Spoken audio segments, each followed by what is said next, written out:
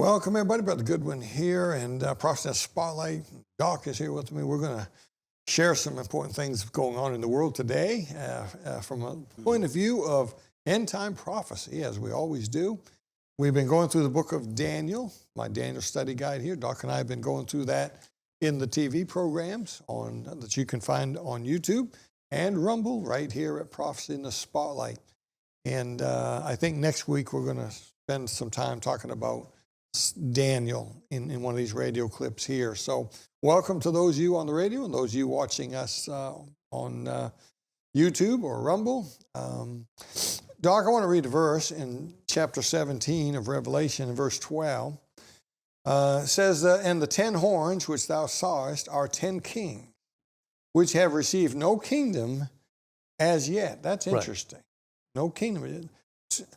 10 kings, but no kingdom. That's strange. And the word as a king. Yeah. So let me read that again.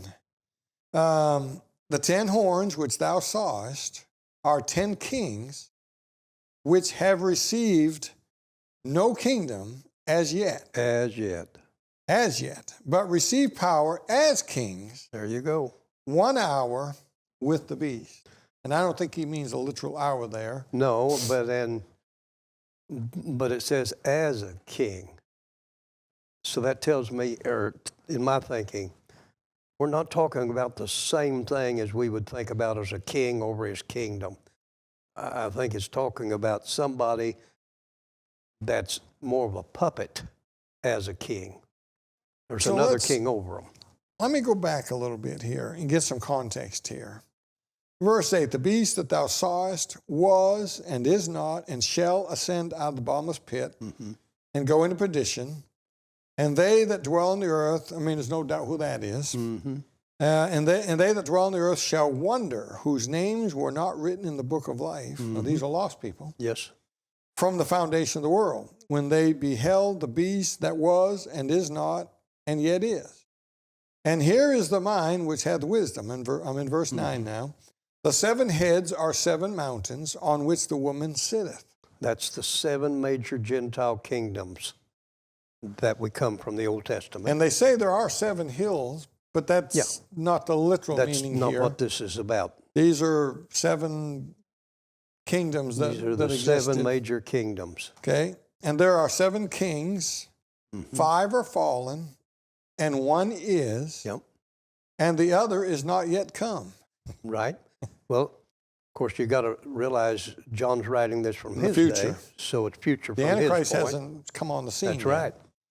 And when he cometh, he must continue a short space. And the beast that was and is not, even he is the 8th, and is of the 7, and goeth into perdition. In other words, of course, we're in Daniel chapter 8, and so that's what ties into this, but this is talking about, when it talks about the beast, it's not here, not necessarily talking about the man.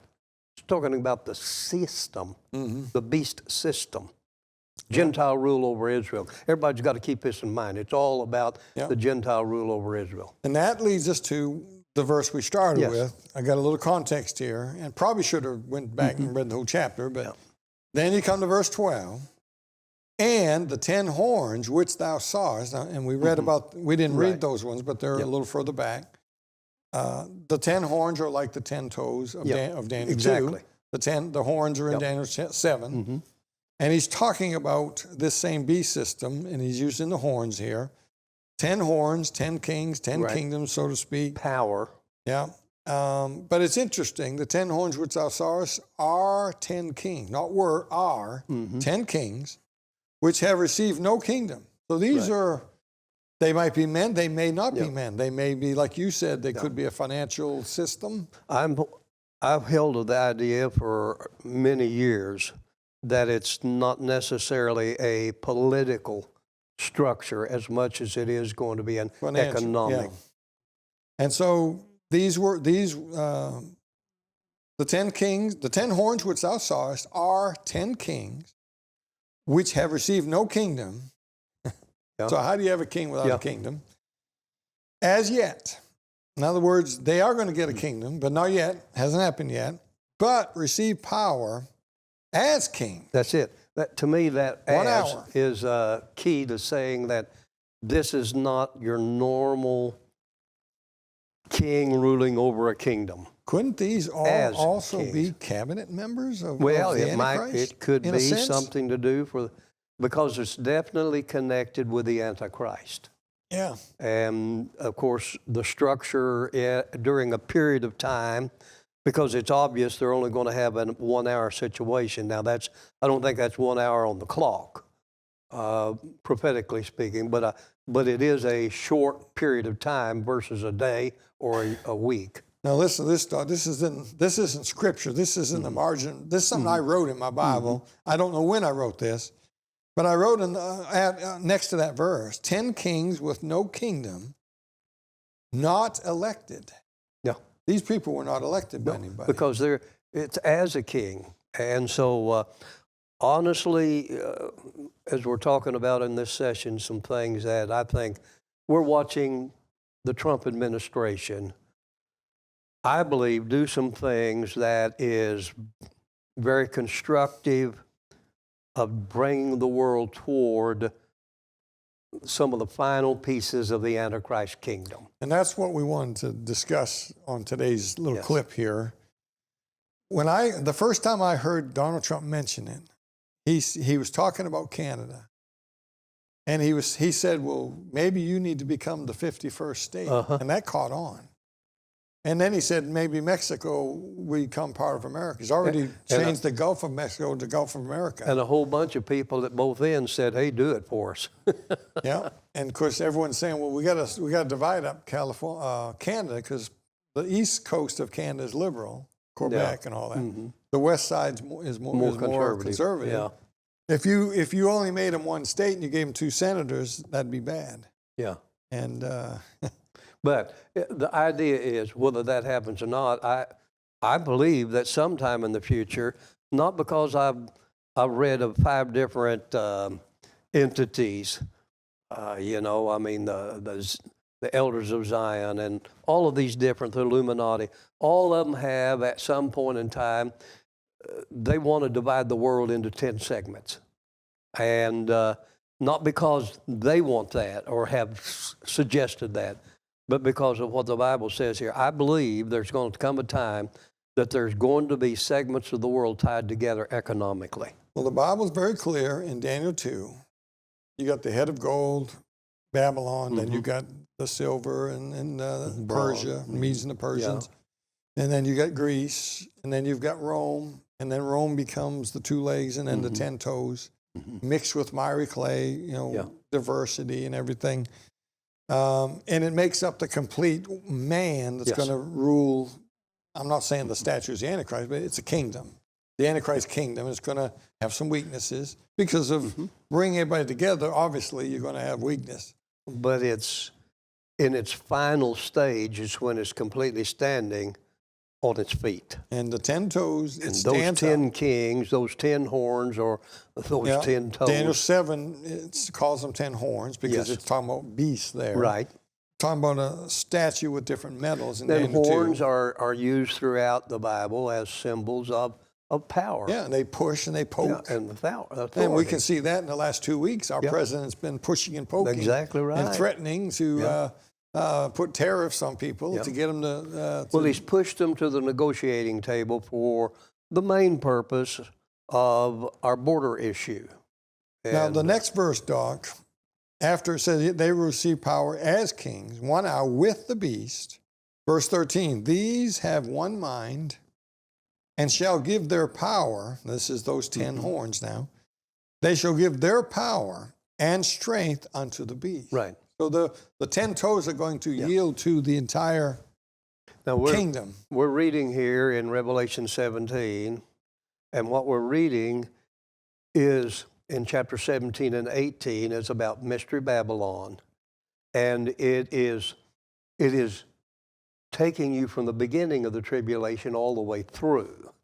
And so when this transfer of power and when it's set up, I don't know exactly where it's going to be, but there will be a period of time in the tribulation, pretty obvious, that there is going to be a subdivision of these 10 kingdoms, but they're still under that Antichrist. They're still under that one guy. And there's coming a point of time, and that point of time might be at the middle of the tribulation, when everything becomes all about him and religiously, politically, economically. Definitely for the Jews it is, because that's when he declares he's the Messiah. And I try to help folks remember all the time, prophecy is always, in order to properly understand, you got to look at it through the eyes of Israel and how all of this has an effect on Israel. Because the purpose of Daniel's 70th week, the tribulation, is to purify a remnant of the Jews for the millennial reign. Yeah. But that doesn't mean that what we're not seeing in the world as a whole, because the Antichrist kingdom is the final Gentile rule, not only over Israel, but in its effect over all the entire world. And people need to remember, when you read Daniel chapter 9, and we'll be looking at that next week, when you read Daniel 9 in the 70th week, there's no church there. No. And there's no rapture there. Right. There's the 70th week, which we know is the tribulation. But in that, he gives us the breakdown, 3 different distinct time breakdowns in Daniel 9, 24 through 27. And so it's pretty obvious to see the church wasn't here for the first 483 years. It's not going to be here for that last 7 years. And I point out in a couple of my books that when the rapture happens, I believe it happens the same day that the church age began, basically. It's very possible. I think it's with the death of Stephen. And I realize things happen at the cross, too. Right. The veil is rent in two, ceremonial law is fulfilled. But it seems to me that... Well, it's definitely going to be connected there. At wherever that point is, it's a connection. And it's going to end where it started. Yeah. And I think when the rapture happens, I think Israel will be right where they were 2,000 years ago. Well, I'm confident all of prophecy that was given to a specific people's group in their geography will be fulfilled at whatever time with those same people group in that same geography. Now, verse 14 says, it goes on to say about the 10, these shall make war with the Lamb. That still doesn't mean that it's not partially a financial system. Right. There's got always a man involved, obviously. Well, in our world today, you can make war with your tariffs. Yeah. You've been exactly here, people. right. That's what so economically, through what we've done in the last 40 years, President Trump has done that in the last week. Yeah, but the UN, through the UN, we've called what we call sanctions that we placed on. So our point in this whole thing was this, and I voted for Mr. Trump. I'd vote for him again. I believe he's the best. I believe he's what America needs. Yeah. I don't look at him as a Christian. Although I hope he is a Christian. I didn't vote for him because I thought he was a Bible believer. I voted for him because I believe in what he stands for, as far as politically and in that sense, and economically. And I believe that he's the only hope, humanly speaking, to save our nation. But I also understand that the 10 regions of the world are just about ready to come into play here, and he may have a hand in that without even realizing it. Yep. And well, I hope we've been some encouragement to you today. I hope you're ready to meet Jesus, because that trumpet's getting ready to sound, and we're going to meet him pretty soon. And you better be ready. You better be born again. You better have trusted in the blood of Christ as your way to heaven, or you won't be going in the rapture. You'll be left behind.